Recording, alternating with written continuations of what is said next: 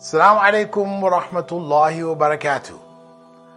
According to our mission to make authentic Islamic knowledge accessible for everyone who is seeking it, the International Open University has educated hundreds of thousands of students from all parts of the world over the last 10 years. Towards that end, IOU has translated our bachelor's degree in Islamic studies from English into Russian and Urdu.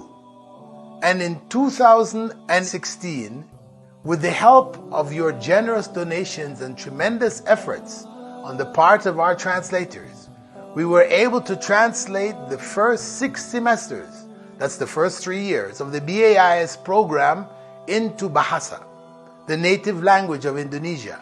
Alhamdulillah, sejak dibukanya program Sarjana Studi Islam dengan Bahasa Indonesia pada bulan Februari 2017, lebih dari 350 mahasiswa telah bergabung dan menuai pahala menuntut ilmu. Mereka tersebar di Indonesia, mulai dari Takengon Aceh di barat sampai Kupang Nusa Tenggara Timur di timur. Bahkan ada juga yang tinggal di luar negeri seperti Malaysia, Saudi Arabia, dan Jerman. Apakah Anda ingin membantu semua mahasiswa ini menyelesaikan program sarjananya dan juga jutaan orang lainnya yang akan bergabung? Ya, donasikan sebagian harta Anda untuk menyelesaikan terjemah 2 semester terakhir program ini ke dalam bahasa Indonesia. Materi terjemah meliputi 12 mata kuliah, 35 jam video kuliah, dan teks sebanyak 9.288 halaman. The Prophet ﷺ informed us that anyone who guides others to do good gets the same reward as the one who does good. Can we afford to let this priceless opportunity go? Donate now by clicking on the link below and share this video with your family and friends. Barakallahu fikum. Wassalamu alaikum wa rahmatullahi wa barakatuh.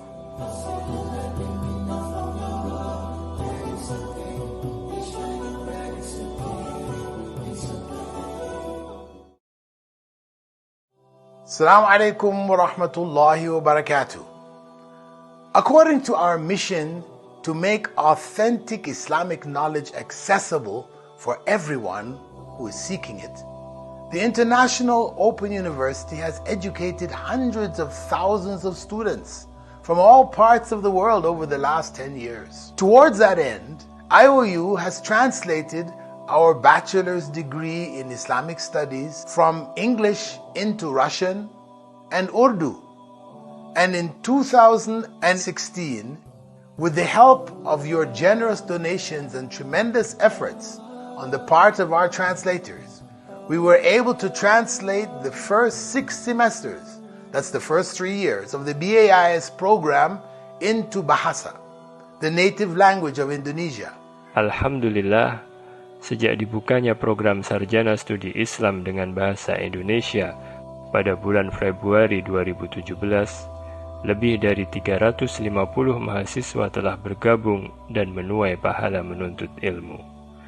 Mereka tersebar di Indonesia, mulai dari Takengon Aceh di barat sampai Kupang Nusa Tenggara Timur di timur. Bahkan ada juga yang tinggal di luar negeri seperti Malaysia, Saudi Arabia, dan Jerman.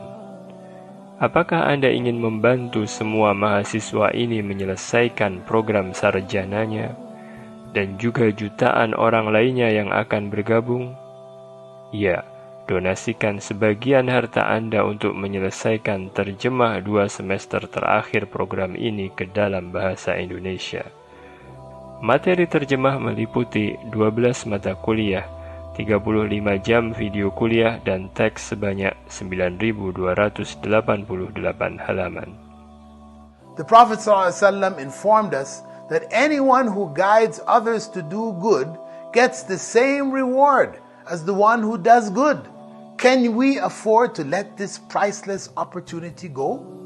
Donate now by clicking on the link below and share this video with your family and friends. Barakallahu fikum. Wassalamu alaikum wa rahmatullahi wabarakatuh.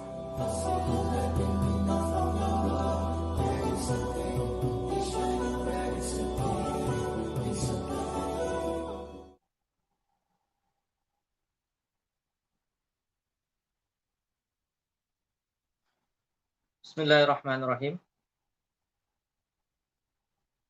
Alhamdulillahi rabbil alamin. Wassalatu wassalamu ala rasulil karim. Nabiyina Muhammadin wa ala alihi wa ashabihi ajma'in. Wa man istanna bisunnati ila yaumiddin, amma ba'du. Ikhwati wa akhwati rahimakumullah. Assalamualaikum warahmatullahi wabarakatuh. Segala puji bagi Allah yang telah mempertemukan kita di live talk ini. Kita akan membahas suatu pembahasan ringan, pembahasan yang bertemakan mengenai motivasi mempelajari bahasa Al-Quran, terkhusus adalah nahwu, di mana yang akan kita bicarakan pada kesempatan kali ini adalah mengenai kisah seorang imam, salah seorang imam yang insya Allah antum sekalian sudah sering mendengar nama beliau. Beliau adalah Imamul Kufiyyin fin Nahwi dan juga Qari minal Qura'i as-Sab'ah, yaitu Al-Kisai. Kunyah beliau adalah Abul Hasan. Ini adalah kunyah beliau. Kemudian nama beliau adalah, nama asli beliau adalah Ali bin Hamzah bin Bahman bin Fairuz. Ya, nama asli beliau adalah Ali. Akan tetapi beliau lebih ma'ruf, lebih terkenal disebut dengan panggilan Al-Kisai, di mana Al-Kisai artinya adalah seseorang yang mengenakan jubah. Disebutkan di dalam kitab Mu'jamul Udaba, Al-Kisai pernah ditanya, lima sumit Al-Kisaiya, wahai Kisai, mengapa kamu dipanggil Kisai? Maka beliau menjawab, qala li'anni ahramtu fi kisain. Jawabannya adalah karena aku pernah berihram menggunakan jubah atau mengenakan jubah. Maka ini adalah salah satu pendapat yang disebutkan di dalam Mu'jamul Udaba. Meskipun ada riwayat yang lainnya, akan tetapi ini adalah riwayat yang paling terkenal, yang paling masyhur. Al-Kisai, beliau lahir di sebuah desa yang bernama Bahamsyah di daerah Irak. Dan dari sini kita mengetahui bahwa Al-Kisai adalah seorang a'jam, seorang non-Arab, yang mana beliau di dalam kesehariannya tidak berbicara menggunakan bahasa Arab, melainkan menggunakan bahasa Persia. Akan tetapi nanti akan kita saksikan di mana bahasa Arab akan berada di genggamannya ketika beliau sudah menjadi seorang imam. Tidak diketahui beliau lahir pada tahun berapa, akan tetapi beliau wafat pada tahun 189 Hijriah, dan disebutkan oleh Al-Khatib bahwasanya ketika beliau wafat, usia beliau adalah sekitar 70 tahun. Maka dari itu bisa diketahui ya, perkiraan beliau lahir pada tahun 119 Hijriah.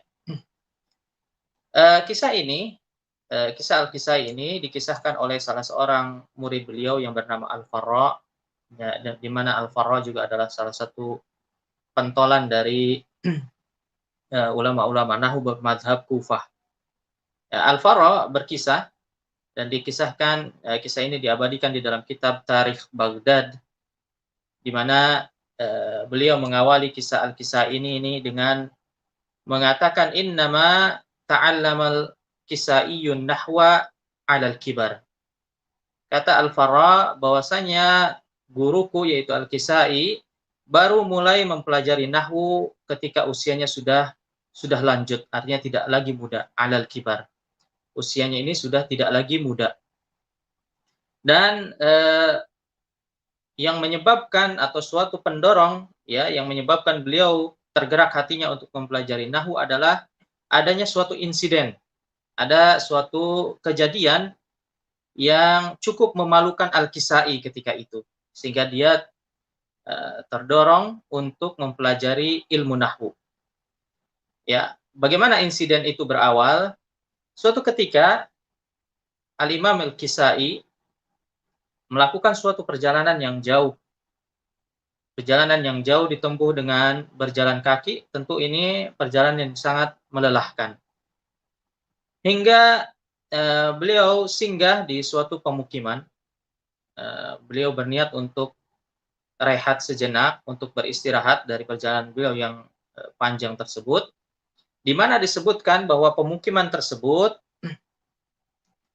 penduduknya ini dikatakan oleh Al-Farra fihim fadl. Artinya mereka ini memiliki keutamaan. Mereka ini adalah kaum yang terpelajar. Dan sebagaimana ma'ruf bahwasanya seseorang yang terpelajar tentu dia akan berbicara, berinteraksi satu dengan yang lainnya dengan bahasa yang fasih. Ya, sebagai contoh di kota di mana saya tinggal ini, di kota Riyadh, sangat sulit saya menemukan ada orang-orang pribumi yang berbicara dengan bahasa fusha, bahasa Arab yang fusha, yang fasih. Karena mereka rata-rata berbicara dengan menggunakan bahasa amiyah, baik itu di pasar ataupun misalkan di perkantoran, di rumah sakit atau dimanapun itu, mereka berbicara dengan bahasa apa? Bahasa amiyah, sama halnya seperti kita berbahasa bahasa Indonesia, biasanya bahasa Indonesia yang tidak baku dalam keseharian, kecuali di kampus, ya, atau di mana di universitas, maka kita berbicara dengan bahasa Arab yang fusha, ya. Jadi sulit kita menemukan orang-orang Arab yang bisa atau terbiasa dengan berbicara menggunakan bahasa-bahasa fusha, kecuali di kampus. Kenapa? Karena di kampus ini orang-orang rata-rata terpelajar, maka mereka menggunakan bahasa-bahasa dan membiasakan dengan bahasa yang fasih. Maka demikian juga di sini dikatakan bahwa mereka fihim fadl, mereka memiliki keutamaan, terpelajar dan terbiasa dengan ucapan-ucapan atau dialog yang bahasanya ini menggunakan bahasa fusha. Kemudian tidak sengaja Al-Imam Al-Kisai bertemu dengan sekelompok dari kaum tersebut. Mereka sedang duduk-duduk berbincang dan seterusnya. Kemudian beliau ikut nimbrung di situ, ya, ikut istilahnya numpang rehat sebentar. Kemudian Al-Imam Al-Kisai berkata, qad ayaitu, artinya aku lelah, aku capek, ya, aku ingin singgah di sini sebentar, duduk-duduk, ya, sebelum saya kemudian melanjutkan lagi perjalanan. Kemudian mereka mendengar perkataan Al-Imam Al-Kisai, ya, dengan ucapannya qad ayaitu, aku sedang capek. Mereka mengatakan jalisuna wa anta talhan, kamu duduk bersama kami sedangkan kamu, ya, berbicara tidak fasih, bahasamu berantakan, ya. Artinya seakan-akan mereka mengatakan kamu tidak tahu bahwa kami ini adalah orang yang sangat menjaga bahasa Arab, orang yang terpelajar. Jalisuna wa anta talhan, kamu duduk bersama kami dan kamu melakukan lahan, melakukan berbahasa dengan bahasa yang tidak fasih. Kemudian Al-Imam Al-Kisai berkata, kaifa lahantu, ada apa yang salah dengan ucapanku? Bagaimana mungkin aku berbicara tidak fasih? Kata Al-Imam Al-Kisai.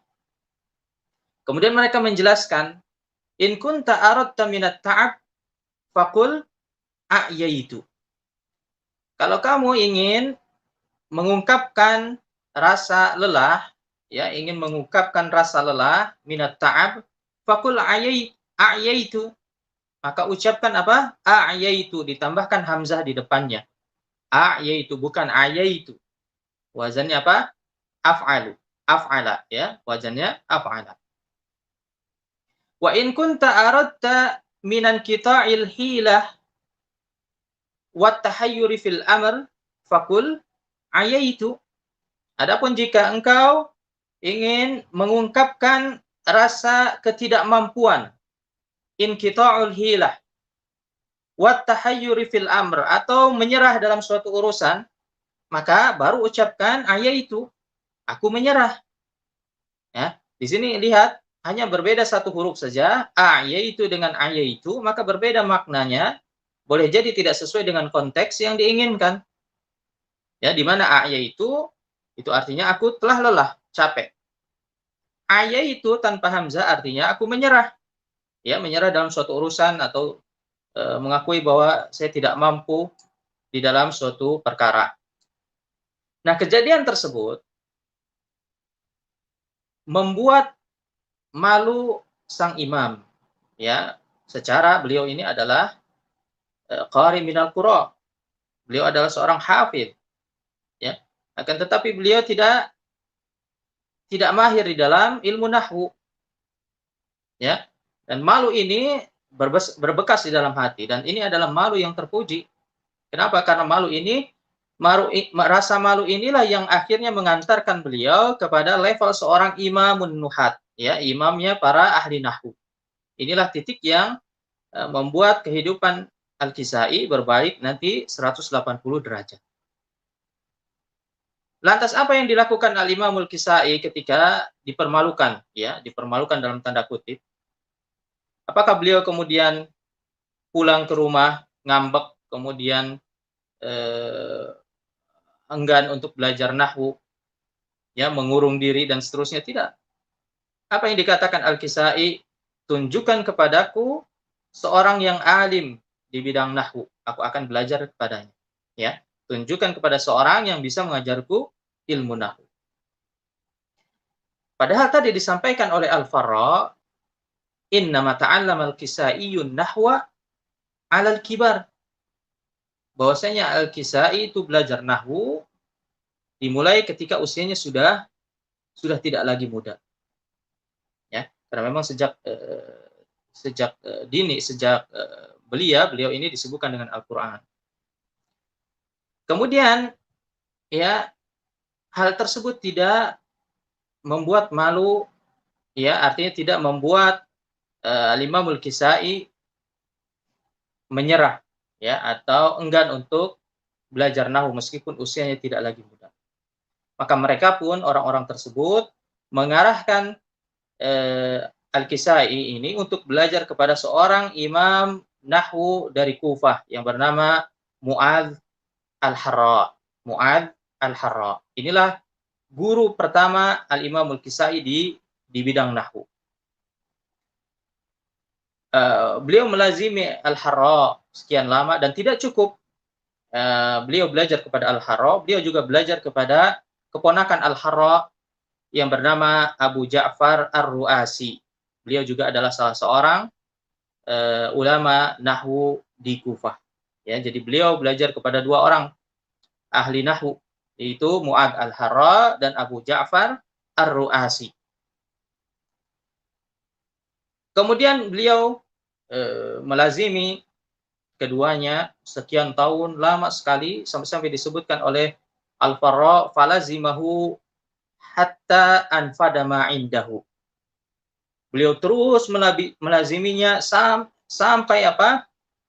Habis sudah faidah yang dimiliki oleh gurunya. Tidak tersisa. Sampai tidak tersisa.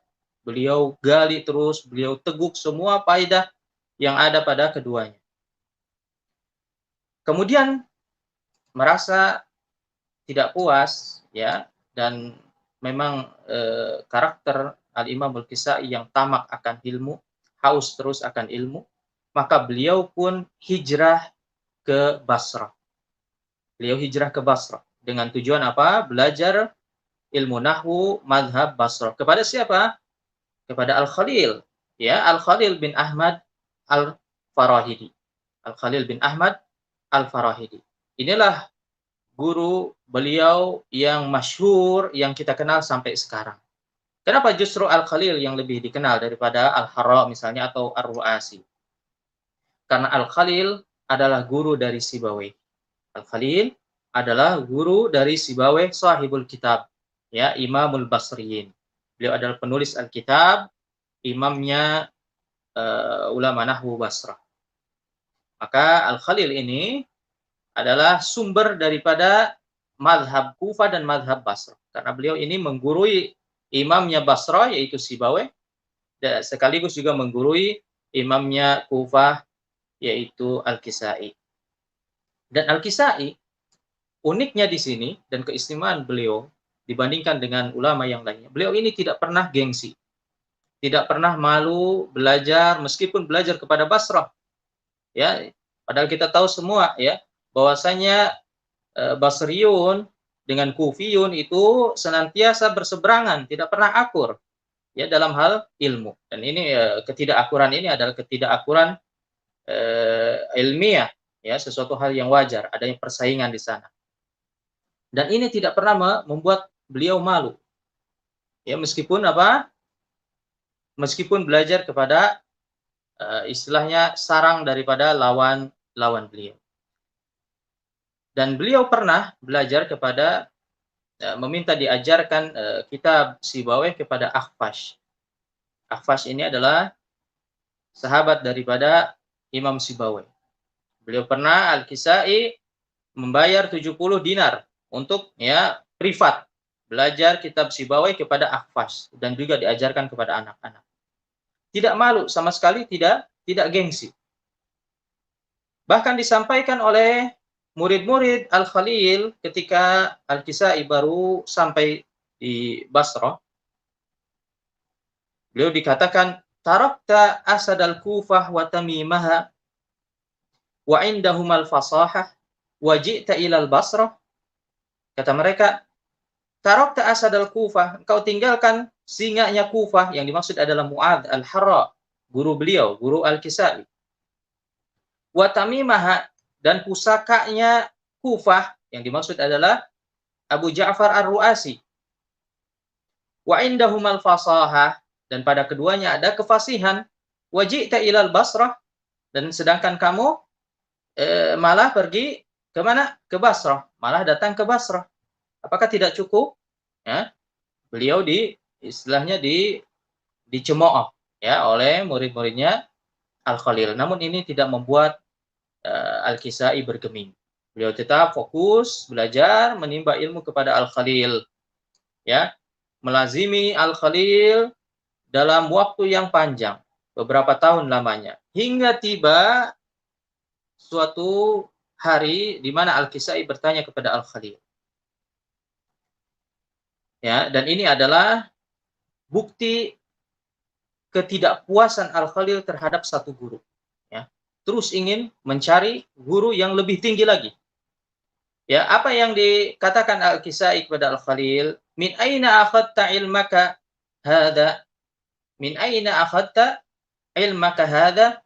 Dari mana engkau dapatkan, wahai guruku, ilmumu ini? Semua ilmumu ini diambil dari siapa? Ya, kemudian Al-Khalil menjawab, min bawadil Hijaz wan Najd wa Tihamah. Saya belajar dulu dari orang-orang Badui. Ya, dari orang-orang Badui mana? Al-Hijaz. Hijaz ini adalah Mekah sekarang ini. Ya, dahulu namanya Hijaz. Wa Najd. Najd ini adalah kota Riyadh sekarang ini. Wa Tihamah. Tihamah ini pesisir pantai Riyadh, ya, termasuk di dalamnya adalah Jeddah. Maka tanpa panjang lebar, tanpa berpikir panjang, maka Kisai pun melakukan safar. Bayangkan dari Irak ke Saudi. Tanpa ada pesawat, apalagi ya, pesawat saja tidak ada. Mobil saja tidak ada, apalagi pesawat. Maka tetap ditempuhnya, ya, meskipun ribuan kilo, ya, lamanya perjalanan tetap ditempuhnya. Dan ini menunjukkan ghirah, ya, semangat yang tinggi dalam menuntut ilmu. Kemudian beliau pun belajar di sana kepada orang-orang Badui asli, ya, langsung dari sumbernya, murni. Dan disebutkan bahwa beliau ini menghabiskan 15 botol tinta di sana. 15 botol tinta untuk menulis. Itu baru yang ditulis, belum yang dihafal. Ya, yang dihafal ini lebih banyak daripada yang ditulis. Dia habiskan waktu di sana belajar dari sumbernya. Ada dua pelajaran yang bisa kita ambil dari kisah ini, kisah singkat ini. Yang pertama, di mana Al-Kisai ini adalah tipe murid yang tamak akan ilmu. Tamak akan ilmu, tidak pernah puas dengan apa yang didapatnya. Ya, meskipun tadi disebutkan ribuan kilo jarak ditempuhnya, tetap diarunginya. Ya. Adapun kita terkadang ilmu sudah di genggaman tangan, ada di gadget, ada di HP kita, ya. Tetap saja apa? Kita hambur-hamburkan. Ya, karena apa? Karena penyakit, kalau orang Sunda namanya penyakit H, ya. Penyakit hoream.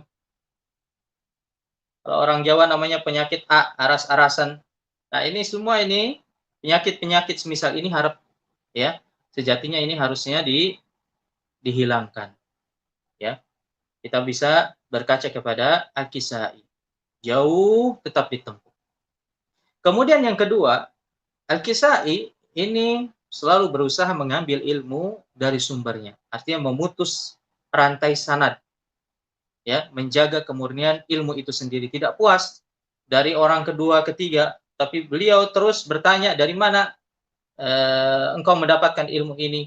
Ya, setelah ditunjuki maka beliau pun langsung bergegas untuk menuju kepada sumber ilmu tersebut.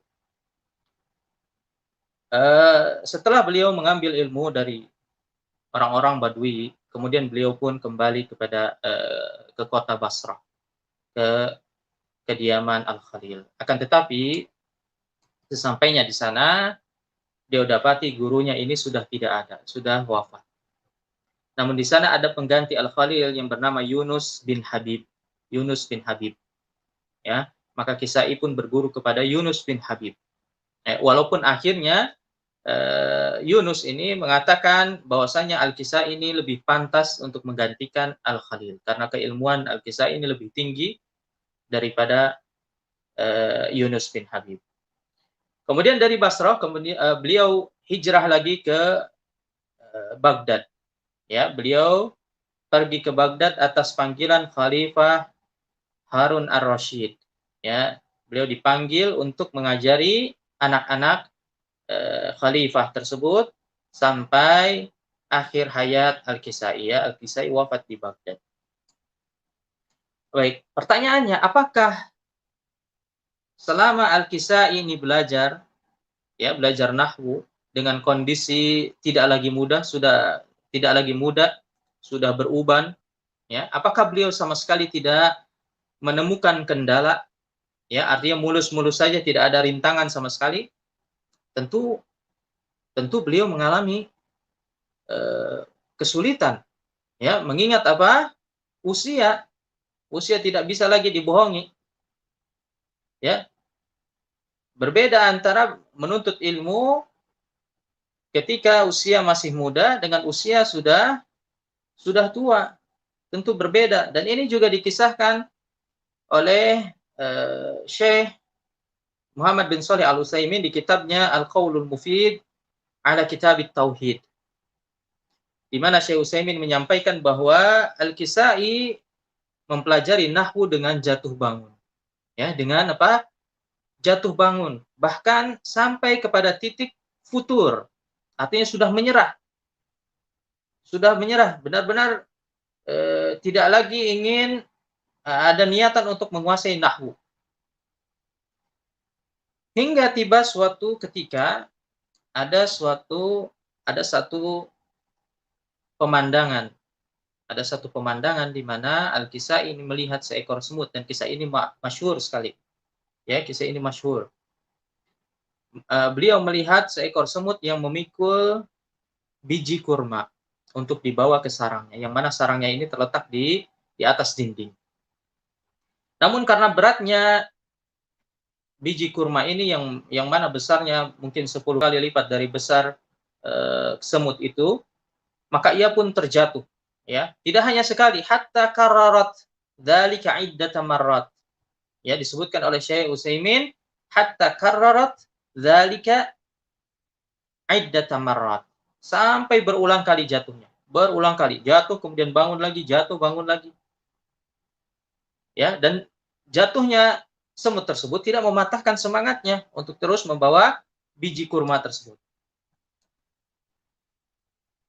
Nah, sampai akhirnya berhasillah si semut ini membawa biji kurma tersebut ke dalam sarangnya. Dan ternyata pemandangan ini menginspirasi Al-Imam Al-Kisai, ya, menyadarkan beliau bahwasanya semut saja yang mana dia tidak memiliki akal dan lemah, ya, dia mampu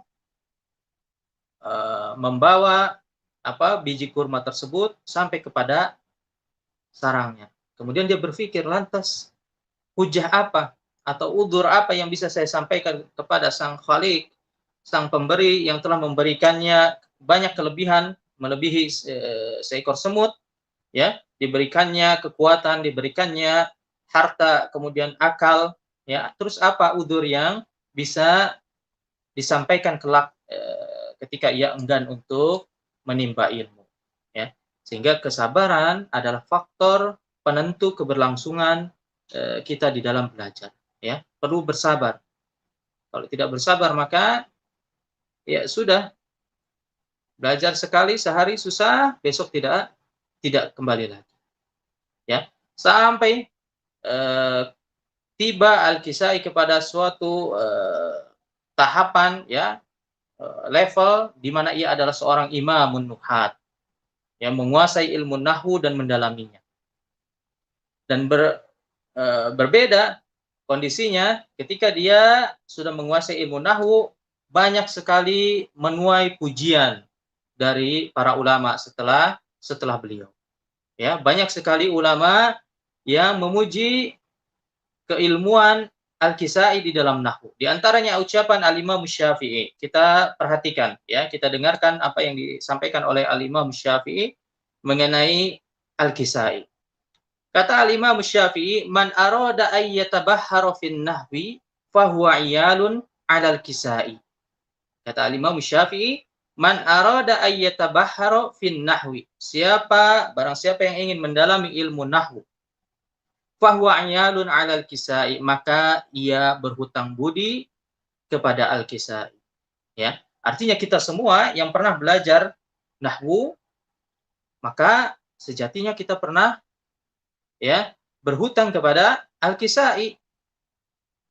Mengapa harus Al-Kisai? Karena Al-Kisai adalah satu-satunya pencetus nahwu madhab Kufah. Ya, dia adalah pelopor, pencetus nahwu madhab madhab Kufah. Dan disadari atau tanpa disadari, siapa saja yang pernah belajar nahwu dari nol, dari dasar, maka mesti dia belajar nahwu Kufah terlebih dahulu. Karena memang madhab Kufah lah yang paling mudah untuk dipelajari oleh orang awam. Ya, kita ambil contoh saja. Kitab Al-Ajurumiyah. Kitab Al-Ajurumiyah. Atau dinamakan juga dengan Kitab Al-Muqaddimah. Kitab Al-Muqaddimah. Di mana disampaikan oleh Ibnul Hajj, salah seorang ulama yang mensyarah Kitab Al-Ajurumiyah. Kata beliau, kitab yang paling banyak dipelajari setelah Al-Qur'anul Karim adalah Al-Ajurumiyah. Ya, Kitab Al-Ajurumiyah. Karena dia adalah kitab yang mempelajari ilmu alat dan dia sangat-sangat dasar. Ya, sangat-sangat dasar. Dan antum tahu, penulis kitab Al-Ajurumiyah yaitu Ibnu Ajurum, beliau adalah bermadhab Kufah. Beliau bermadhab Kufah sebagaimana disebutkan oleh banyak ulama. Ya, meskipun beliau juga terkadang mengambil pendapat Basriyun, tapi beliau menisbahkan dirinya bermadhab Kufah. Maka dari itu pantas saja Al-Imam Syafi'i mengatakan, "Man arada ayyatabahhara fin nahwi fahuwa iyalun 'alal Kisai." Ya, siapa saja yang hendak mendalami ilmu nahwu maka ia berhutang terhadap Kisai. Karena Al-Kisai adalah yang mempelopori atau mencetus ilmu nahwu madhab Kufah. Begitu juga ucapan Al-Farra. Al-Farra tadi sudah disampaikan, beliau adalah salah seorang murid Al-Kisai dan juga beliau adalah pentolannya ulama Kufah. Ya. Suatu hari ada seseorang memuji Al-Farra. Katanya bahwasanya kamu wahai Al-Farra dengan Al-Kisai itu tidak ada bedanya dalam ilmu nahwu. Artinya sama-sama hebat, sama-sama pintar. Maka Al-Farra pun meluruskan, kata beliau, sa'altuhu faka'anni kuntu ta'iran yagrifu min bahar. Ya. Suatu hari aku pernah bertanya kepada Al-Kisai, sa'altuhu faka'anni kuntu ta'iran, maka aku mendapati diriku ini bagaikan burung ta'ir, burung kecil, burung parkit, burung kecil yang apa? Yagrifu min bahar, yang minum di lautan. Siapa bahar yang dimaksud? Siapakah lautan tersebut? Yaitu Al-Kisai. Nah, ini adalah pujian terhadap Al-Kisai. Begitu juga ucapan Ibnul Ambari. Ya, Ibnul Ambari, penulis Asrarul Arabiyah, pernah mengatakan kana min a'lamin nasi bin nahwi. Ya, bahwasanya Al-Kisai adalah salah seorang yang paling tahu mengenai nahwu. Salah seorang yang paling tahu mengenai nahwu, pakar nahwu. Bagaimana tidak? Al-Kisai menguasai nahwu Kufah, begitu juga menguasai nahwu Basrah. Beliau mempelajari keduanya. Baik, maka bisa kita ambil pelajaran dari kisah-kisah ini, ya. Pertama, meskipun benar bahwasanya pepatah mengatakan belajar di waktu tua bagaikan menulis di atas air. Ya, artinya lebih sulit kita belajar di masa tua daripada di masa muda. Dan itu tidak bisa kita pungkiri. Karena memang di masa tua potensi kita ini menurun. Ya, termasuk di sana adalah daya berpikir, kemudian daya hafalnya, ya, semua ini menurun. Ya. Akan tetapi salah besar jika pepatah tersebut dijadikan senjata atau alat untuk mencari 1000 alasan agar kita ya malas untuk belajar. Ya, ini adalah salah besar. Hendaknya kita bercermin kepada Al-Kisai. Di usianya yang tidak lagi muda, beliau baru mulai belajar bahasa Arab. Ya. Dan karena kegigihan beliau, kesabarannya dan tentu atas izin Allah taala, ya, yang Allah berikan kepada beliau, ya. Beliau ini mampu menguasai nahwu sampai beliau menjadi seorang imam di bidang tersebut. Ya, sebagaimana tadi disampaikan oleh Al-Imam Syafi'i, bahwasanya setiap orang yang belajar nahwu berhutang budi kepada beliau. Kemudian yang kedua, jangan menganggap remeh sebuah kesalahan. Ya, terkadang seorang pelajar itu setiap kali belajar nahwu, ya, mungkin memposisikan dirinya seperti malaikat. Tidak boleh ada kesalahan. Kalau ada kesalahan sedikit saja hari pertama ditegur oleh guru misalnya, kemudian besoknya tidak datang lagi. Ya, menganggap bahwa yang boleh belajar, yang berhak belajar bahasa Arab itu hanya malaikat saja, tidak boleh ada yang salah. Kalau kita merunut dari kisah tadi, merunut ke belakang, dari mana bermulanya Al-Kisai ini menjadi seorang imam di dalam ilmu nahwu? Dari kesalahan. Di mana tadi beliau mengucapkan ayaitu, harusnya apa? Ayaitu. Tapi apakah kesalahan ini membuat beliau berhenti? Tidak, justru kebalikannya. Dijadikannya kesalahan tersebut, rasa malu tersebut sebagai apa? Booster, pendorong atau cambuk, ya, yang membuatnya semakin cepat berlari. Nah, inilah yang disebut apa? From zero to hero. Dari nol hingga akhirnya menjadi seorang imam. Dan saya teringat pengalaman saya pribadi dulu waktu sanawiyah di madrasah. Saya tidak bisa mengerjakan tugas sampai akhirnya dikeluarkan dari kelas ya selama pelajaran bahasa Arab. Baru boleh masuk lagi setelah selesai. Ya, karena waktu itu guru kami ya, termasuk guru yang keras ya, beliau Al-Ustadz Asnawi, entah beliau masih hidup atau tidak. Semoga Allah menjaga beliau. Dan saya tidak menganggap bahwa diri saya sama seperti Al-Kisai, akan tetapi hukuman tersebut memang berbekas di hati karena memang ya namanya juga malu ya, dikeluarkan dari kelas kemudian ditertawakan oleh teman-teman ketika itu ya. Akan tetapi sekarang saya sadar, seandainya saya tidak salah dahulu, mungkin akan tidak ada greget ya, tidak ada semangat untuk belajar. Ibaratnya Seekor kuda jika tidak dipecut, maka dia tidak berlari, harus dipecut biar jalannya tidak lambat, ya. Sehingga rasa pedih, ya, rasa pedih itulah yang akhirnya mendorong kita untuk terus semangat belajar, terus semangat belajar. Semoga kisah ini menjadi penyemangat bagi kita semua untuk terus mempelajari bahasa Al-Quran, ya, khususnya, atau juga cabang ilmu lainnya, ini juga bisa diterapkan secara umum. Dan yang terakhir saya ingin membacakan qasidah Al-Kisai yang terkenal mengenai keutamaan mempelajari ilmu nahwu, dan hakikatnya sebetulnya qasidah ini adalah curahan hati beliau, ya. Mengapa beliau tergerak hatinya untuk mempelajari ilmu nahwu. Ya, saya share dulu qasidahnya, kita baca bersama.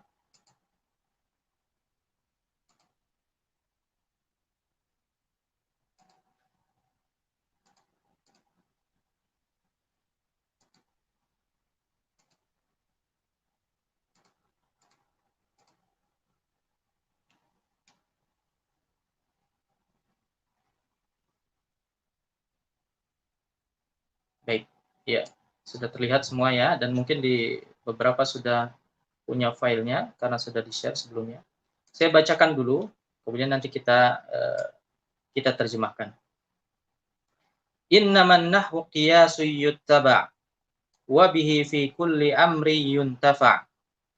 Fa idza ma absara an-nahwa al-fata marra fil mantiqi marran fattasa.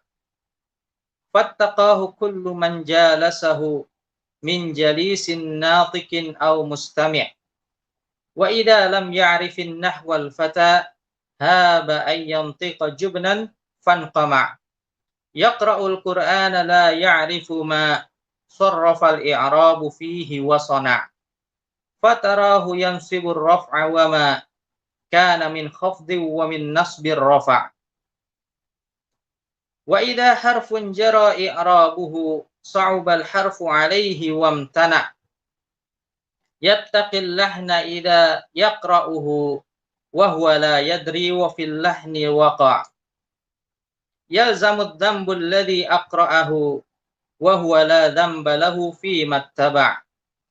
Walladhi ya'rifuhu yaqra'uhu fa idza ma shakka fi harfir raja'. Naziran fihi wa fi i'rabihi fa idza ma 'arafa al-haqqa sada'. Ahuma fihi sawa'un 'indakum laysatis sunnatu fina kal bid'ah. Wa kadza lil 'ilmi wal jahli fakhudh minhuma ma syi'ta min amri wada'. Kam wadi'ir rafa'an nahwu wa kam min syarifin qad ra'aynahu wada'. Nah, ini adalah qasidah Al-Kisai yang disebut juga dengan qasidah ainiyah, karena memang diakhiri setiap baitnya diakhiri dengan huruf ain, ya, disebut ainiyah. Baik, kita lihat di sini bait pertama,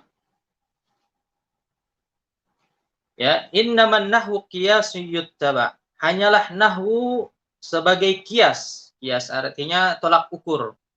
Yuttaba, yang diikuti.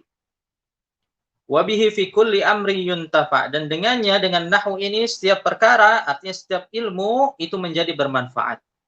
Ya, setiap ilmu apapun itu, baik itu ilmu duniawi maupun ilmu ukhrawi, ya, kalau dia pemaparannya, penjabarannya ini membutuhkan bahasa Arab, pasti dia membutuhkan nahwu. Ya, dan setiap ilmu sepenting apapun ia menjadi tidak bermanfaat selama apa? Selama kita tidak bisa memahaminya. Untuk itu nahwu ini menjadi wasilah agar kita bisa memahami ilmu tersebut. Fa idza ma absaran nahwal fata, jika seorang pemuda ini tidak memandang nahwu, artinya tidak memahaminya, marra fil mantiqi marran fattasa, maka ucapannya ini akan berlalu begitu saja dan melebar kemana-mana, artinya tidak terarah. Ittasa, tidak terarah, melebar kemana-mana. Berbeda dengan pemuda yang berbicara dengan nahwu, maka ucapannya ini akan jelas, jelas, bisa dipahami dan terarah. Fattaqahu kullu man jalasahu. Ya, setiap orang yang duduk bersamanya, min jalisin, natikin, au mustami', baik yang berbicara dengannya atau yang hanya mendengarkannya, fattaqahu, maka akan menghindarinya. Nah, dan inilah yang terjadi pada Al-Kisai dahulu. Ya, seakan-akan beliau ini curhat di sini. Ya, ketika beliau belum belajar ilmu nahwu kepada Al-Harra, orang-orang berkata kepadanya, jalisuna wa anta talhan, kamu duduk bersama kami dan bicaramu ini tidak fasih, berantakan. Ya, artinya setiap orang akan menghindari kita kalau kita tidak fasih dalam berbicara. Ya. Wa idza lam ya'rifin nahwal fata, jika seseorang pemuda itu tidak memahami nahwu, haba ayyantiqu jubnan fanqama, ya, maka dia akan pergi, akan kabur. Ayyantiqu, tidak mau atau takut berbicara, jubnan, karena apa? Minder. Karena minder, ya, khawatir, takut, fanqama, maka dia pun akan mengasingkan diri. Ya, inilah yang dirasakan Al-Kisai dahulu ketika itu. Dia merasakan rasa malu yang amat sangat, ya, hingga ia pun lari kemana? Ke Kufah. Seorang diri mencari guru untuk apa? Mengajarinya ilmu nahwu. Yaqra'ul Qur'ana la ya'rifu ma sarrafa al-i'rabu fihi wa sana'. Kemudian seseorang, ya, yang dia belum belajar nahwu, dia akan membaca Al-Qur'an, akan tetapi dia tidak mengetahui peran i'rab di sana. I'rab adalah akhiran setiap kata yang menunjukkan maknanya di dalam kalimat. Ya. Maka setiap orang yang membaca Al-Qur'an dan dia tidak mengetahui i'rab, la ya'rifu ma sarrafa al-i'rab fihi, di dalamnya, ya, wasana, ya, dan bagaimana perubahannya, bagaimana perannya, ya. Padahal Al-Kisai adalah dikenal seorang hafidh sejak muda, qari minal qura, ya, salah seorang ahli qiraah dari 7 imamul qiraah yang terkenal. Akan tetapi ketika itu beliau belum memahami nahwu, ya, yang dengannya dia bisa memahami isi Al-Qur'an dengan tepat. Fatarahu yansibur raf'a wa ma, fatarahu yansibur raf'a wa ma kana min khafdi wa min nasbir rafa'. Maka akibatnya apa? Akibatnya dia mendapati dirinya menasabkan yang rafa' dan merofa'kan yang khafad dan juga nasab. Ya, fatarahu yansibur raf'a, dia menasabkan yang marfu. Wa makana min khafdin wa min nasbin, yang mana dia seharusnya majrur atau mahfud dan juga mansub, rafa', dia rafa'kan. Ya, merofa'kan yang mansub atau sebaliknya, maka ini bukan sekedar perkara mengubah lafaz. Sudah pasti ini mengubah makna. Ya, yang semestinya ia fa'il, kemudian ia jadikan sebagai maf'ul bih. Yang semestinya maf'ul bih ia jadikan sebagai fa'il. Misalnya di dalam ayat innama yakhsyallaha min ibadihil ulama'u. Di dalam surat Fatir ayat ke-28. Sesungguhnya, ya, yang takut kepada Allah itu hanyalah hambanya yang berilmu. Kemudian dia baca kebalik, ya. Dia rafa'kan yang nasab, dia nasabkan yang rafa'. Innama yakhsyallahu min ibadihil ulama'a. Ya. Harusnya innama yakhsyallaha. Dia baca marfu, innama yakhsyallahu min ibadihil ulama'u. Dia baca min ibadihil ulama'a. Ya. Maka ini tidak hanya kesalahan lafaz, akan tetapi fatal. Ya, fatal. Bahkan ini tidak diragukan lagi mengakibatkan pemahaman yang sesat dalam hal akidah. Karena maknanya apa? Allah hanya takut kepada hambanya yang berilmu. Lafaz Allah di sana dijadikannya sebagai fa'il. Ya, dan ulama sebagai maf'ul bih. Ya, bagaimana mungkin Allah ini takut kepada hambanya? Maka ini adalah kesalahan fatal. Wa idza harfun jara i'rabuhu. Ketika suatu huruf itu muncul i'rabnya dengan jelas, dengan nyata, ya, tidak ada kesamaran, sa'ubal harfu alaihi wamtana, maka ia merasakan berat untuk mengucapkannya. Ya, dan ia pun berhenti karena apa? Karena ragu atau berhati-hati. Imtana. Ya, ragu. Ini i'rabnya marfu atau mansub, ya. Dia ragu, kemudian dia berhenti. Yattaqillahna idza yaqra'uhu. Dia tujuannya apa? Untuk menghindari lahan. Takut salah baca. Takut salah baca ketika membacanya. Wa huwa la yadri wa fil lahni waqa. Namun ternyata dia tidak menyadari bahwa diamnya dia, ya, ketidaktahuannya dia justru membuat ia terjatuh ke dalam lahan. Ya, ingat dahulu itu belum ada harokat. Belum ada harokat. Seseorang membaca Al-Quran itu sama seperti kita membaca kitab gundul sekarang ini. Artinya apa? Mau tidak mau, ketika kita ya dahulu hendak membaca Al-Quran, maka dia harus belajar nahwu dulu. Jika tidak apa, maka dia akan terjatuh ke dalam lahan ketika membaca kalamullah. Dan jika kesalahan ini berulang dan terus melekat, maka dia telah mengubah ayat. Ya, maka fatal akibatnya. Yalzamud dambul ladzi aqra'ahu. Ya, yalzamud dambul ladzi aqra'ahu. Bukannya menuai pahala ketika ia membaca Al-Quran, justru membuahkan apa? Dosa. Yalzamud dambu. Maka dia terjatuh ke dalam dosa. Ya, atas apa yang dibacanya ketika dia membaca ayatnya dengan lahan. Wa huwa la dzamba lahu fi mattaba'. Ya, tentu saja dosa di sini adalah dengan catatan, ya, kata beliau, yakni ketika dia tahu bacaan yang benar atau ketika dia tidak mau tahu, ya, tidak mau tahu, tidak mau belajar, maka dia terjatuh dalam dosa. Ya, wa huwa la dzamba lahu fi mattaba'. Adapun jika dia membacanya, ya, kemudian salah karena mengikuti gurunya, ya, gurunya juga salah, ya, fima ittaba, karena dia mengikuti gurunya, la dzambalahu, maka tidak ada dosa atas hal tersebut. Ya, karena dia memang sudah berusaha untuk belajar. Akan tetapi dia belajar kepada guru yang tidak tepat, maka tidak ada dosa baginya karena ketidaktahuannya.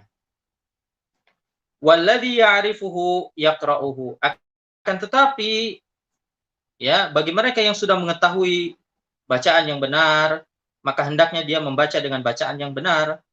Ya, dia bacalah. Walladzi ya'rifuhu yaqra'uhu. Kalau dia sudah tahu maka baca. Fa idza ma syakka fi harfin raja. Sedangkan jika dia ragu, ya, dalam suatu huruf, i'rabnya ini apa? Kalau dia ragu, raja. Ya, hendaknya dia merujuk. Ya, jangan dilanjutkan. Dia hendaknya merujuk kepada siapa? Kepada ahlinya, kepada gurunya. Tanya kepada mereka bacaan yang tepat. Naziran fihi wa fi i'rabihi. Naziran fihi wa fi i'rabihi. Perhatikan pada bacaan gurumu tersebut dan i'rabnya. Fa idza ma 'arafa al-haqqa sada. Jika kamu sudah mengetahui mana yang benar, maka bacalah dengan jelas. Sada. Baca dengan jelas, dengan lantang.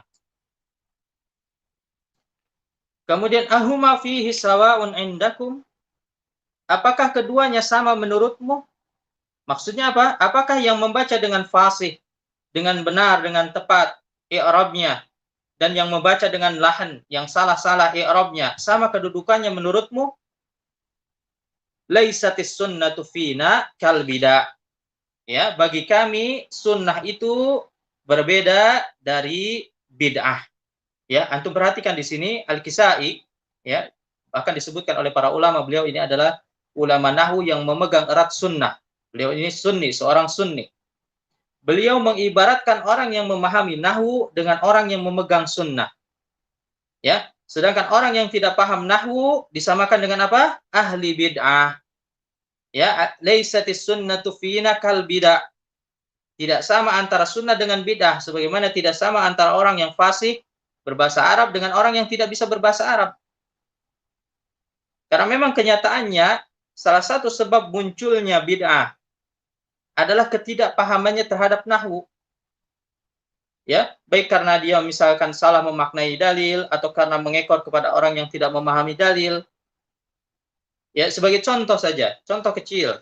Orang-orang Syiah menafsirkan ayat, misalnya surat Al-Anfal, ayat ke-64, yang berbunyi, Ya ayyuhan nabiyyu, hasbukallahu wa manittaba'aka minal mu'minin. Wahai Nabi, cukuplah Allah sebagai pelindungmu dan pelindung orang-orang mukmin yang mengikutimu. Namun orang-orang Syiah bagaimana menafsirkannya? Karena ketidaktahuan mereka terhadap nahwu, ya, menurut mereka manittaba'a, ya, wa manittaba'aka. Ini adalah ma'tuf kepada lafaz Allah. Ya, ya ayuhan nabiyyu hasbukallahu wa manittaba'aka. Ini dia ma'tuf kepada lafaz Allah sebagai fa'il dari masdar hasbu. Sehingga apa yang mereka artikan?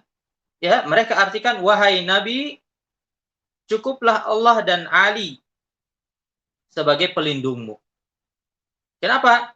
Karena orang mukmin, ya, manittaba'aka minal mu'minin, yang mengikutimu di sana itu adalah Ali menurut mereka. Ya, maka jelas ini adalah kesyirikan yang nyata. Bagaimana mungkin Allah disetarakan dengan Ali? Ya, radhiyallahu an.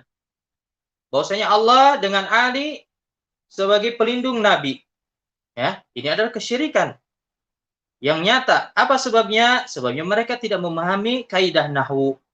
Ya, padahal dalam ilmu nahwu tidak boleh ma'tuf kepada ma'mul masdar, kecuali masdarnya ini harus diulang. Padahal kita dapati dalam ayat tersebut hasbunya hanya sekali, tidak diulang. Maka tidak boleh seperti itu. Tidak boleh ma'tuf kepada ma'mul masdar kecuali diulang. Maka manittaba'aka di sana adalah fi mahalli nasbin, dia ma'tuf kepada makna al-kaf hasbuka. Ya. Ini hanya salah satu contoh kecil saja. Bahwasanya ketidakpahaman terhadap nahwu ini bisa melahirkan bid'ah. Wa kadza lil ilmi wal jahli fakhud. Ya, jika kamu tadi sudah mengetahui perbedaan antara keduanya, yakni antara mereka yang memahami nahwu dengan yang tidak, antara ahlu sunnah dengan ahlul bid'ah, maka demikian halnya dengan ilmu dan jahil. Ya, antara ilmu dengan jahil, dengan kebodohan sama sekali berbeda. Wa kadzalil ilmi wal jahl. Ya, begitu juga dengan ilmu dan kebodohan berbeda jauh. Fakhudh minhuma ma syi'ta min amr. Maka ambillah mana yang kamu sukai dari keduanya. Ya, dan tinggalkan salah satunya, wada, dan tinggalkan salah satunya. Ya, ini pilihan. Antum mau pilih ilmu atau jahil? Ya, artinya mau belajar nahwu atau tidak, ini adalah pilihan. Tapi ingat, di balik pilihan tersebut, di bait terakhir, beliau mengatakan, kam wadi'in rafa'an nahwu. Ya, betapa banyak orang yang hina, kam wadi'in. Betapa banyak orang yang hina, rafa'an nahwu. Dimuliakan oleh nahwu setelahnya. Wa kam min syarifin. Dan betapa banyak orang yang mulia, qad ra'ainahu wada'. Maka kamu lihat sendiri, dia direndahkan karena lahan tersebut. Ya, karena apa? Karena dia tidak tahu nahwu. Dan ini pula yang dialami oleh Al-Kisai. Ya, ketika beliau belum memahami ilmu nahwu, orang-orang menjauhinya, tidak mau dekat-dekat. Anta jalisuna, ya, jalisuna wa anta talhan. Kamu duduk bersama kami, sedangkan kamu apa? Tidak fasih. Ya, orang-orang menjauhi. Namun lihat ketika beliau sudah menguasai nahwu, ya, beliau betapa apa dimuliakannya. Diundang oleh Khalifah Harun ar-Rasyid untuk menetap di kota Baghdad, ya, mengajarkan anak-anaknya belajaran nahwu, dan betapa banyak pujian para ahli ilmu terhadap beliau. Nah, ini penjelasan singkat mengenai qasidah dan juga kisah Al-Imam Al-Kisai yang semoga menginspirasi. Ya, itu yang bisa kami sampaikan pada kesempatan kali ini. Semoga yang sedikit ini bermanfaat, dan bagi antum sekalian yang baru mulai ingin belajar nahwu ya, di usia yang sudah tidak lagi muda ya, maka jangan putus harapan. Insya Allah terus, kalau Allah mengizinkan, maka tidak ada yang tidak mungkin. Dan kami insya Allah nanti akan membuka kelas nahwu dasar ya. Infonya nanti menyusul. Insya Allah kita bahas nanti kajian kitab rutin pekanan setiap Sabtu. Ya, kita pakai kitab Nahwu Mir ya. Nama kitabnya adalah Nahwu Mir. Ini adalah karangan Syarif Al-Wirjani. Insya Allah nanti di setiap Sabtu infonya menyusul live dari Kota Riyadh ya. Semoga bermanfaat. Saya akhiri, wassallallahu ala nabiyina Muhammad wa ala alihi wa ashabihi wasallam. Dan setelah ini nanti akan ada sedikit bincang-bincang dari beberapa teman-teman dari IOU. Semoga nanti bermanfaat. Wassalamualaikum warahmatullahi wabarakatuh. Jazakumullahu khairan.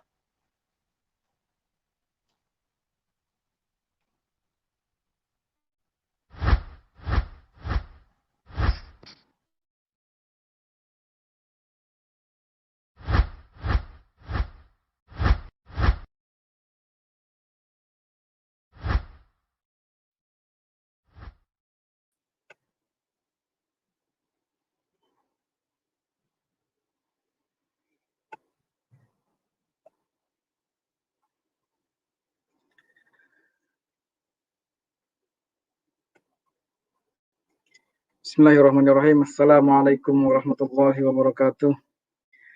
Alhamdulillahirabbil alamin. Assalatu wassalamu ala asrafil anbiya'i wal mursalin wa ala alihi wa ashabihi ajma'in. Amma ba'du. Alhamdulillah, kita semua telah mendengarkan ilmu yang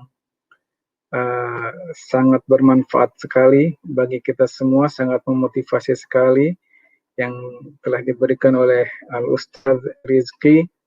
Terima kasih Ustaz untuk sharing ilmunya. Insya Allah ini sangat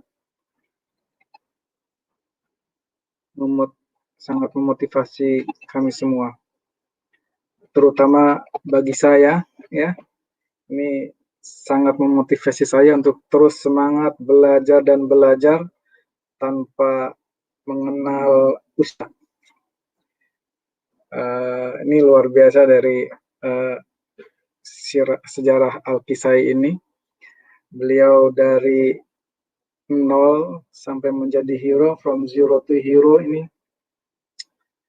Mungkin beliau membuat apa istilahnya ya, tips dan trik dalam membaca sebuah kitab, membaca Al-Quran, sehingga sebagai catatan mungkin buat beliau agar tidak salah dalam membaca, sehingga tidak salah dalam menerjemahkan. Dan catatan beliau inilah yang akhirnya menjadi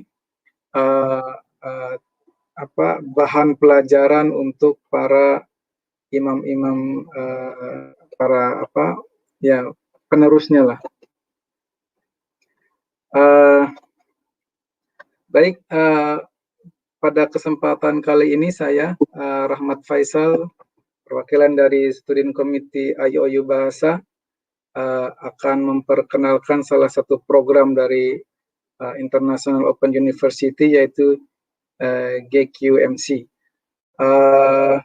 Pada kesempatan kali ini saya didampingi oleh rekan saya Lutfi. Assalamualaikum Lutfi. Waalaikumsalam warahmatullahi wabarakatuh. Alhamdulillah. Ini kita diberikan mandat untuk mempromosikan program IOU, terutama untuk yang GQMC, Global Quran Memorization Center,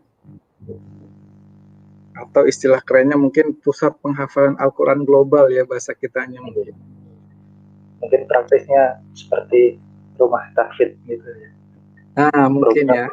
Dari IOU. Betul, rumah tahfidznya IOU.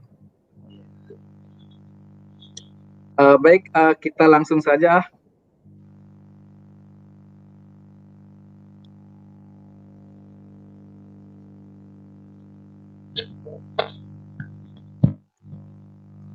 Ya, GQMC ini atau Global Quran Memorization Center.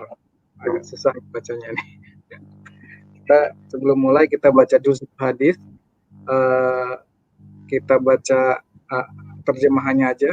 Dari Aisyah radhiyallahu anha meriwayatkan bahwa Rasulullah sallallahu alaihi wasallam bersabda, seseorang yang lancar membaca Al-Quran akan bersama para malaikat yang mulia dan akan senantiasa selalu taat kepada Allah.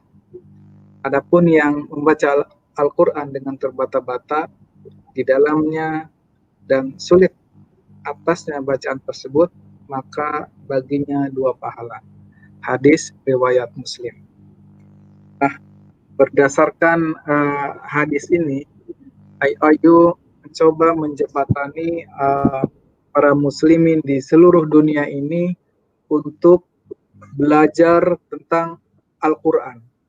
Untuk yang belum bisa sama sekali, untuk yang sedang-sedang saja, dan yang sudah lancar dan ingin menghafal Al-Quran. Baik, ini beberapa program yang ada di GQMC atau di rumah tahfidznya IOU. Ini ada program Quran Memorization, ada program ijazah, ada program one-on-one Quran program, ada Tajwid Easy Starter, kemudian ada Tajwid Intensif, dan terakhir adalah Khatmah. Program Quran Memorization ini merupakan sebuah program yang diperkenalkan oleh IOU untuk menghafalkan Al-Quran bagi seluruh muslim yang ada di dunia ini yang ingin menghafal Quran tetapi tidak punya sarana atau tidak punya waktu untuk berkunjung ke tempat ustadznya mungkin. Ya. Ini kita menggunakan program memorization.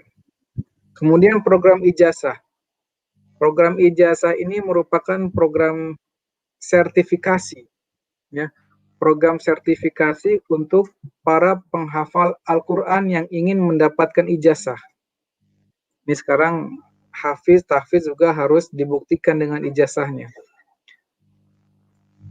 Kemudian ada one-on-one Quran program. Ini adalah program online yang sangat fleksibel sekali untuk semua orang yang ingin belajar untuk menghafal Al-Quran tapi secara personal dengan instruktur yang menurut pelajar itu sangat cocok buat dia. Jadi kalau pengajarnya menurut dia tidak cocok, dia bisa ganti mungkinnya seperti itu. Kemudian berikutnya adalah Tajwid Easy Starter. Ini adalah tajwid program tajwid yang didesain oleh Syekh Wisam Eltom. Jadi ini program yang diperuntukkan bagi semua yang tidak mempunyai atau sedikit pengetahuan tentang tajwid. Yang ingin membaca Qurannya pengen bagus tapi tidak punya pengetahuan tentang tajwid atau sedikit banget tentang tajwid, bisa ikuti program Tajwid Easy Starter ini.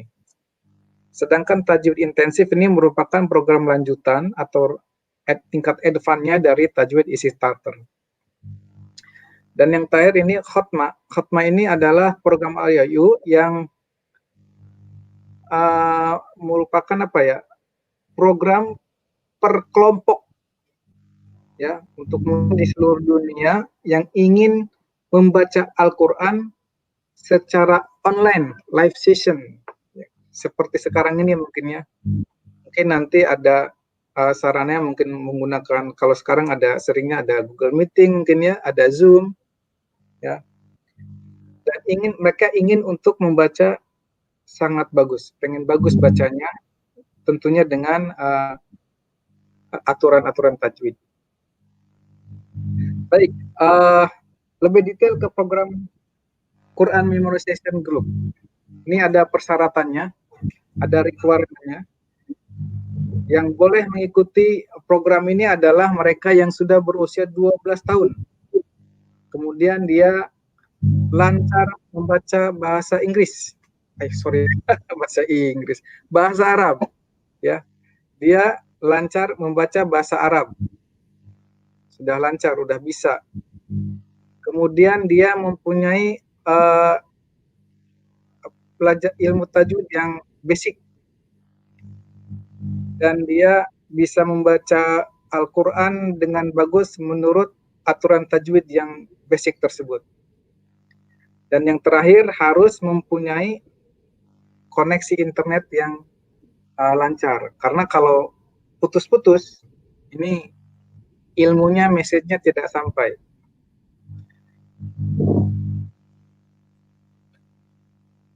Berikutnya, ini mengenai biaya. Ternyata ada biayanya juga. Untuk program ini, biayanya adalah sekitar 15 US dollar. Ini untuk Indonesia, karena kita dikategorikan sebagai medium human development. Negara berkembang ya. Ya, negara berkembang. Yang Ini 15 dolar berarti kisaran berapa ya? Sekarang 15 dolar kali 15 ya kurang lebih 250.000 lah per bulan. Ya. Dengan kalau rate-nya 15.000 ya. Iya. Berikutnya adalah program one-on-one memorization. Ini penghafalan one-on-one. Jadi Ustadz dan kita langsung, persyaratannya peserta harus sudah berumur 10 tahun ke atas. Ini saya nggak tahu kenapa ada pembatasan umur. Kemudian dia harus lancar membaca bahasa Arab. Jelas. Ya. Kemudian dia harus punya pengetahuan tentang tajwid dasar. Kemudian dia bisa membaca Al-Quran dengan tajwid yang bagus. Maksudnya sesuai dengan kemampuannya dia, tapi tidak nyeleweng-nyeleweng banget dengan tajwidnya. Dia tahu bahwa itu hukumnya ikhfa misalkan, tapi dia membaca ikhfanya pas mungkin seperti itu. Kemudian yang terakhir ini harus punya koneksi internet yang bagus juga supaya message-nya nyampai. Next, ini ada tajwid starter. Biaya yang tadi belum sepertinya. Wah iya, biaya belum. Biayanya kurang lebih 50 dolar Amerika Serikat. Kurang lebih kalau di kita kan 750 ribuan ya. Iya. Lebih mahal ya daripada yang tadi itu. Lebih mahal dong, karena kan ini kita private. One on one, jadi kita bisa setoran langsung. Setoran langsung, diajarinya dengan satu ustadz, kita belajarnya juga sendiri dengan ustadz langsung. 1 jam ya 1 jam punya kita itu.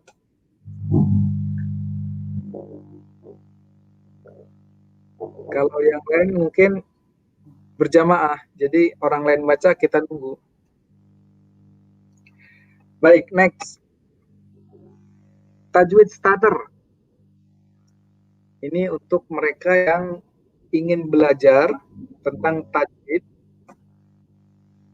tapi dia ya mungkin merasa kurang lancar dalam membaca tajwidnya, atau mungkin belum paham tentang tajwid itu sendiri. Nah, pelajar yang pelajar di tajwid starter ini mereka akan belajar setiap 2 minggu sekali, live session langsung, berkelompok Satu kelompok itu antara 6 sampai 8 orang. Setiap session itu masing-masing akan mendapatkan kebagian 30 menit. Pada sesi pertama dia akan membaca, ya, membaca. Kemudian pada session berikutnya akan ditanya secara oral test, mungkin secara dites hukumnya seperti apa, untuk memastikan dia membaca dengan benar. Baik, di sini ada pelajar akan mendapatkan beberapa modul untuk membantu pembacaannya yang disusun oleh Syekh Wissam El Tom. Estimasi durasi program ini kurang lebih 20 minggu. 20 minggu kalau seminggu 2 kali, 1 bulan itu 2 kali. Ya, kurang lebih 20 minggu lah ya. Kemudian akan mendapatkan sertifikat untuk yang sudah menyelesaikan. Berikutnya, tajwid ini merupakan, biayanya. Biayanya adalah sekitar 60 US dollar.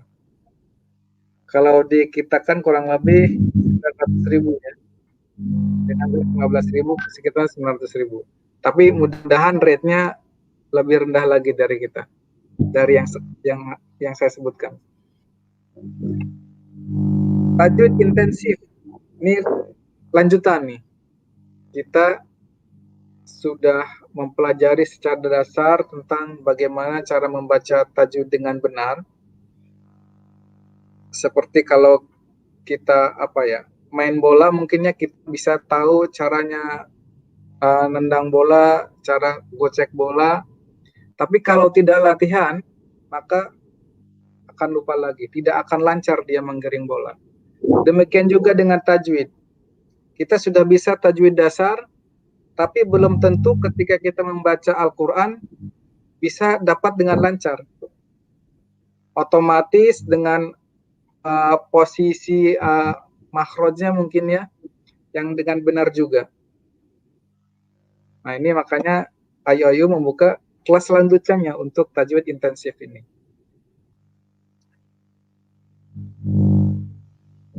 Biayanya kurang lebih ini 120 US dollar. Lebih mahal, pokoknya harganya mungkin lebih besar dari 900.000. Berikutnya, program ijazah.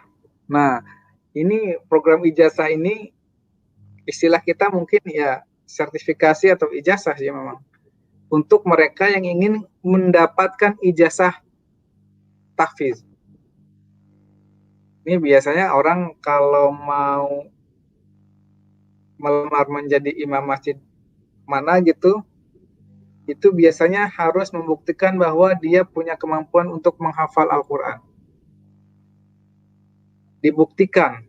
Nah, dibuktikannya inilah dengan ijazah ini.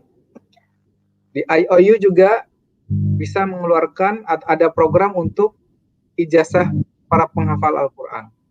Nanti ini salah satu requirement-nya adalah dia sudah bisa menghafal Al-Quran seluruhnya, 30 juz, atau minimum 15 juz.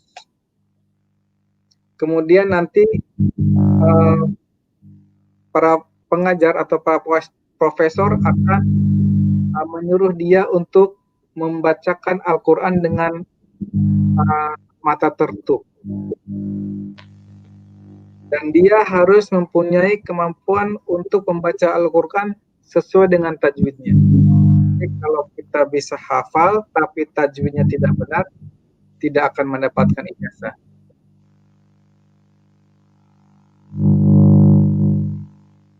Berikutnya, yang terakhir adalah khutbah. Yang tadi harganya belum 90 US dollar. Murah lah. Untuk sebagai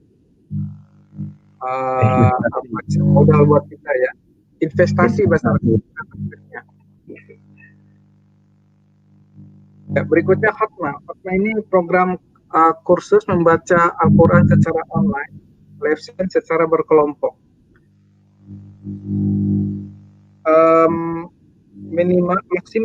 Maksimum satu kelompok adalah 5 pelajar, dan masing-masing pelajar akan mendapatkan bagian 60 menit atau 1 jam. Lumayan juga lama ya. Jadi kalau total kurang lebih kita 5 jam. Nggak tahu saya secara ininya, kalau 5 jam baca Al-Quran tuh bareng-bareng. Subhanallah. Biayanya juga lumayan terjangkau, $20 atau sekitar 300.000 di kita per bulannya. Di program ini pelajar itu tidak diarahkan untuk tidak dianjurkan ya. Tidak diarahkan untuk menghafal Al-Quran, tapi untuk membaca saja sesuai dengan tajwidnya. Kurang lebih seperti itu perkenalan program kami tentang QMC ini, Akh Lutfi. Iya. Ini kita menerima pertanyaan atau tidak ya? Mungkin kalau untuk mungkin ada juga pertanyaan ternyata ini. Oh, ada. Mau nanya katanya, GQMC itu apakah nanti bacaan Al-Qur'annya bersanad?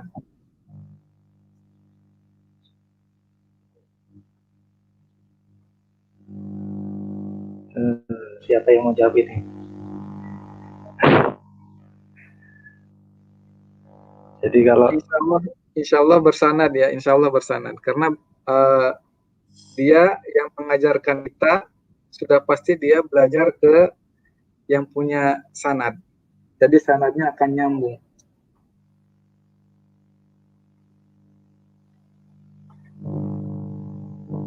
Apalagi ada dari Al-Kisai ya. Al-Kisai beliau merupakan terkenal juga sebagai bagian dari 7 sanad yang terbaru itu.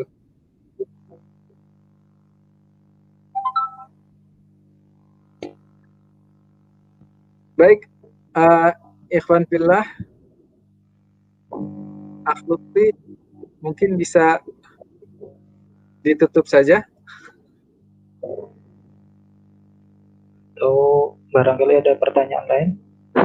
Mungkin dari teman-teman ada pertanyaan yang lain tentang program ini. Ini sebetulnya sangat cocok untuk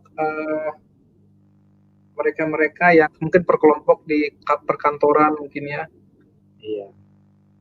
Yang mungkin sangat terbatas waktunya. Ini dia Syekh Wisam Eltom. Ini pengajar tajwid di IOU, karena beliau yang ngajar satu-satunya ya. Cuma nanti di QMC ini nanti ada beberapa syekh yang membantu, bisa dilihat yang di layar sekarang. Ada Syekh Muhammad Hamdi An-Nabawi, ada Syekh Muhammad Bahir. Berikutnya bisa disimak. Jadi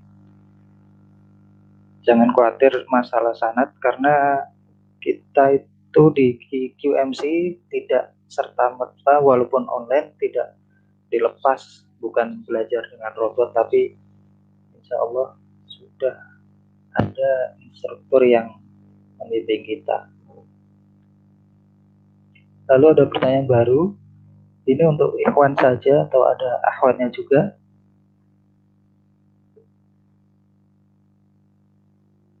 Gimana? Rahmat, bisa dijawab ini? Insya Allah sesuai dengan para founder IOU, ini pasti programnya dipisahkan antara ikhwan dan akhwat. Jika mungkin ada permintaan untuk akhwat, insya Allah IOU punya SDM-nya ya.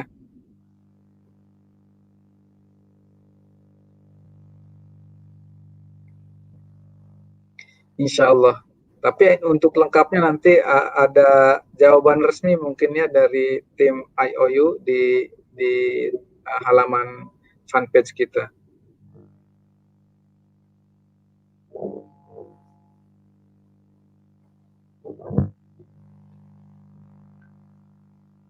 Ya, masih menunggu, barangkali ada yang masih menyimpan pertanyaan. Ini belum ada yang bertanya nih. Apakah bahasa pengantarnya juga bahasa Inggris? Itu pertanyaan betul juga itu. Jangan-jangan bahasa Arab juga pengantarnya.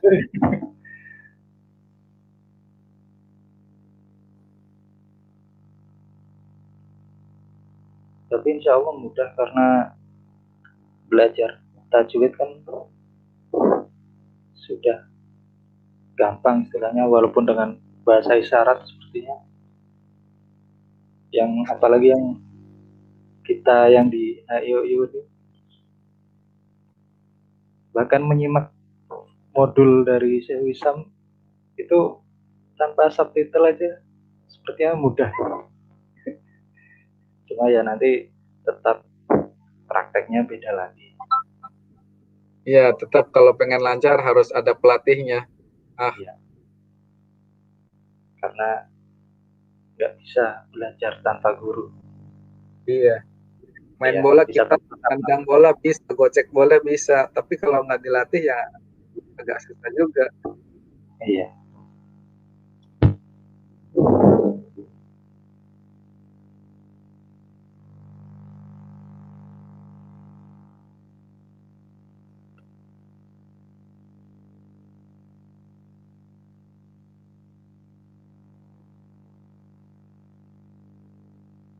Oke, untuk pertanyaan satu lagi mungkin.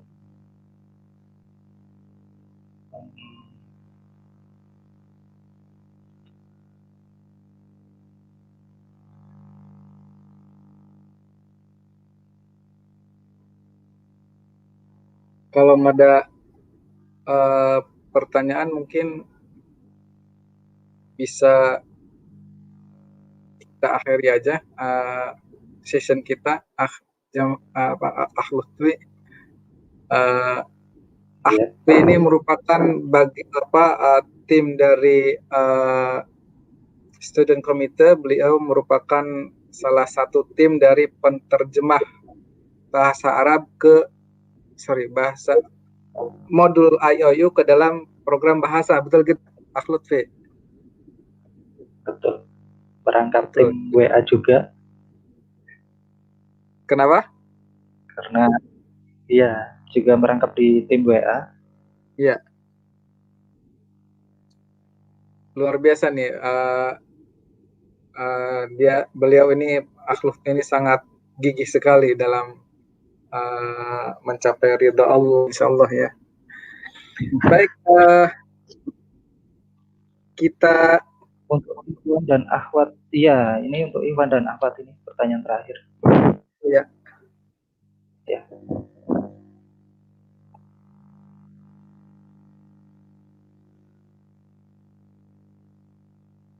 Udah dijawab sama IOU, oke? Sudah ada jawabannya di fanpage kita.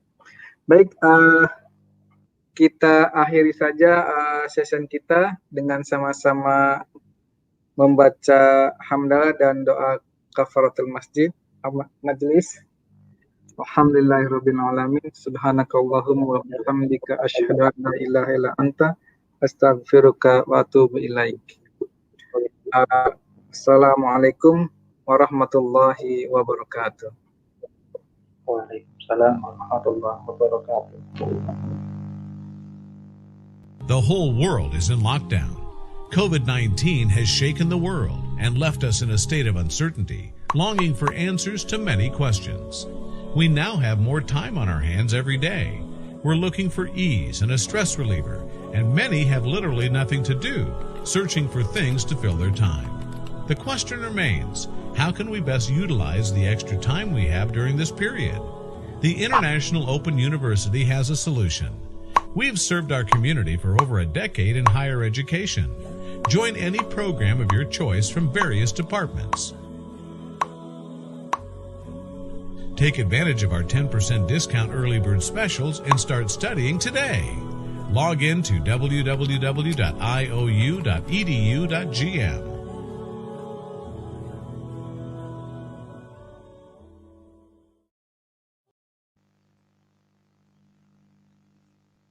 Assalamu alaikum wa rahmatullahi wa barakatuh. According to our mission to make authentic Islamic knowledge accessible for everyone who is seeking it, the International Open University has educated hundreds of thousands of students from all parts of the world over the last 10 years. Towards that end, IOU has translated our bachelor's degree in Islamic studies from English into Russian and Urdu.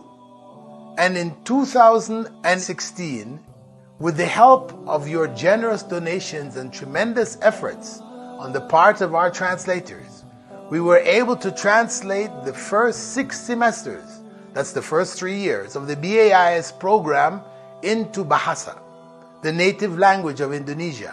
Alhamdulillah, sejak dibukanya program Sarjana Studi Islam dengan Bahasa Indonesia pada bulan Februari 2017, lebih dari 350 mahasiswa telah bergabung dan menuai pahala menuntut ilmu.